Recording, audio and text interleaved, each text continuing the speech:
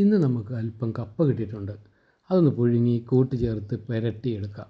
അപ്പോൾ തന്നെ മീൻ കറിക്കുള്ളതെല്ലാം റെഡിയാക്കി വെച്ചിട്ടുണ്ട്. ചീനിച്ചട്ടിയിൽ എണ്ണയൊഴിച്ച് കടുകിട്ട് പൊട്ടിച്ച് ഇഞ്ചി വെളുത്തുള്ളി കൊച്ചുള്ളി ഇട്ട് വഴറ്റി മുളക് പൊടി മഞ്ഞൾപ്പൊടി അല്പം മല്ലിപ്പൊടി കായം ഉലുവ ചേർത്ത് വഴറ്റി വെള്ളത്തിലിട്ട് വെച്ച പുളിയിട്ട് നല്ലപോലെ ഇളക്കി മൂപ്പായി വരുമ്പോഴത്തേക്കും പുളിവെള്ളവും കൂടി ഒഴിക്കുക. പാകത്തിന് ഉപ്പിടുക. ഇത് തിളയ്ക്കുമ്പോഴത്തേക്കും മീൻ പൊരിച്ചെടുക്കാം. പാനിൽ അല്പം എണ്ണയൊഴിച്ച് 2 തണ്ട് കറിവേപ്പില വെച്ച് അതിലേക്ക് മീൻ പറക്കി വയ്ക്കുക. അപ്പോഴത്തേക്കും തിളച്ച് മറിയുന്ന അരപ്പിലേക്ക് മീൻ പറക്കിയിട്ട് കറി അങ്ങോട്ട് ഇളക്കിയെടുക്കുക. ദേ റെഡിയായ മീൻ കറിയിലേക്ക് 2 തണ്ട് കറിവേപ്പിലയും കൂടെ ഇടുക. നമ്മുടെ മീൻ കറിയും കപ്പയും മീൻ പൊള്ളിച്ചതും റെഡി. നമുക്കൊന്ന് സെർവ് ചെയ്യാം.